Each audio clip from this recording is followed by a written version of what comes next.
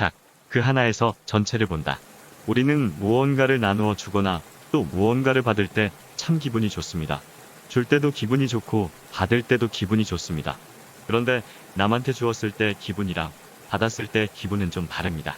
남에게 무언가를 주었을 때 기분이 좋은 이유는 무엇일까요?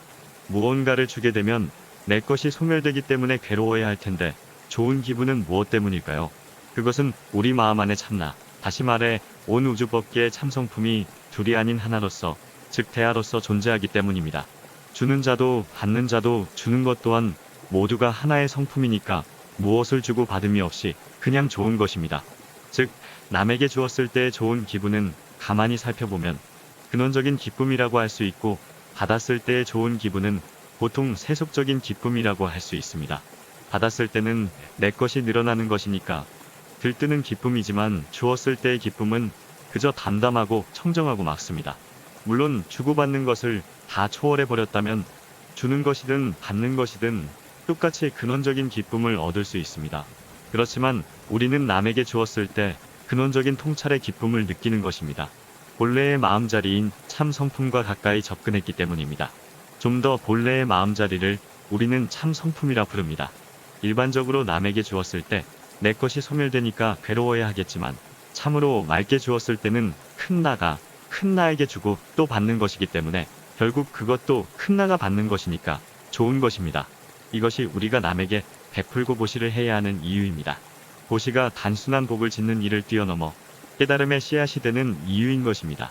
남에게 보시를 했을 때 그 베품의 행위로 인해 기쁨을 느낄 때 우리가 내 본래 자리 참성품과 하나됨을 아주 미세하게나마 느낄 수 있는 순간인 것입니다. 물론 주고 나서 혹은 베풀고 나서 좋은 느낌이 아닌 어정쩡한 느낌이 들 수도 있습니다. 주고 나서 마음이 괴롭다거나 내 것을 잃었다는 데 대해 아깝다거나 허탈감을 느낄 수도 있습니다. 그러나 그것은 집착이 남아있기 때문입니다. 집착이 남아있는 베품은 기쁠 수가 없습니다. 참된 베품은 집착이 없는 데서 옵니다. 베품이야말로 무집착의 온전한 실천입니다. 집착하지 않아야 맑게 베풀 수 있고, 또한 베풀었을 때 집착을 버릴 수 있습니다. 좀 단정적으로 말하면 베푸는 것이 집착하지 않는 것입니다. 무집착이야말로 모든 중생들의 괴로움을 풀어줄 수 있는 해답입니다. 집착이 모든 괴로움의 씨앗이 되기 때문입니다. 모든 괴로움의 씨앗은 집착이고, 집착을 놓아야 평화롭고 행복한 삶을 살 수 있으며, 바로 그 집착을 놓으려면 베풀어야 합니다. 집착을 놓는 것이 모든 수행의 핵심입니다. 집착을 버리는 것이 마음을 비우는 것이고 공으로 나아가는 길이며 지혜를 얻는 깨달음의 길입니다. 지혜가 무집착이고 무집착이 보시이며 보시가 복덕이니 이넷은 하나로 통일됩니다.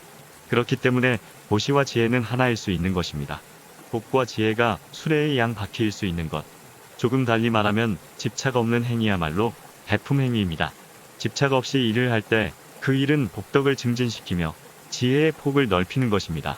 집착 없이 자식을 낳아 기르고, 집착 없이 회사에서 일을 하고, 집착 없이 사랑을 하며, 집착 없이 수행을 하고, 집착 없이 출가를 하고, 또 결혼을 하고, 집착 없이 길을 거닐었을 때, 집착 없이 삶의 길을 걷고 있을 때, 다시 말하면 함이 없이 무엇이든 행하고 있을 때, 그 걸음걸음은 그대로 지혜가 되고 복이 됩니다. 모든 일에 집착이 없으면 그 모든 삶이 무량대복이 되는 것입니다. 여기서 무량대복이란 헤아릴 수 없을 정도의 큰 복과 덕을 의미합니다. 수행 따로 하고 복 따로 짓고 그러는 게 아니라 집착 없는 행위는 그대로 보시이고 그대로 지혜이며 그대로 복이 되는 것입니다. 집착 없는 행을 하려면 과거도 미래도 다 놓아버릴 수 있어야 합니다. 과거에 대한 기억은 할지언정 연연해 하거나 붙잡고 늘어질 것도 없고, 미래에 대한 계획을 세울지언정 그것에 연연해 하거나 집착할 것은 없다는 것입니다. 과거나 미래에 마음이 걸리게 되는 것, 그것이 바로 집착입니다. 그렇기 때문에 집착 없는 행은 오직 지금 이 순간에 존재함으로써 얻을 수 있습니다. 바로 지금 이 순간의 과거도 미래도 놓아버리고 다만 이 순간만 존재할 때 집착은 없습니다. 아니, 이 순간에 깨어있을 때 나도 없고 남도 없고 아무것도 없는 텅 빈 공만 남습니다. 그랬을 때는 줘도 준 것이 아니고 받아도 받은 것이 아니며 주고받은 것 또한 공안 삼륜청정의 보시가 이루어지는 것입니다. 그렇게 지금 이 순간에 깨어있는 마음으로 사물을 볼 때 이 세상은 좋고 나쁠 것도 없고 옳고 그를 것도 없는 텅 빈 고요 그 자체입니다. 좋다 싫다 옳다 그르다 하고 고집할 것이 없으니 그 마음에 모든 분별이 쉬게 됩니다. 모든 분별을 쉬고 텅 빈 시선으로 세상을 보게 되면 이 세상은 전혀 새로운 순간이 열립니다. 이 세상은 이전에 알고 있던 세상도 아니고 내 틀 속에 내 고정관념 속의 세상도 아니며 오직 지금 이 순간밖에 없는 어린아이같이 순수하고 텅 빈 새로운 순간이 되는 것입니다. 날마다 아니 매 순간순간이 새롭지 않을 수 없게 되는 것입니다. 이렇게 집착이 없다는 것은 분별할 것이 없다는 말이고 날마다 새롭다는 말이며 그러한 시선으로 세상을 살아가게 된다면 그 삶 자체가 보시의 삶이 되고 복을 짓는 삶이 되는 것입니다. 부처님 가르침과 그 실천을 따로 공부하고 실천하고 그 수없는 방편을 다 수행하려고 애쓴다면 그것부터가 분별의 시작이고 번뇌의 시작이 아닐까 생각합니다.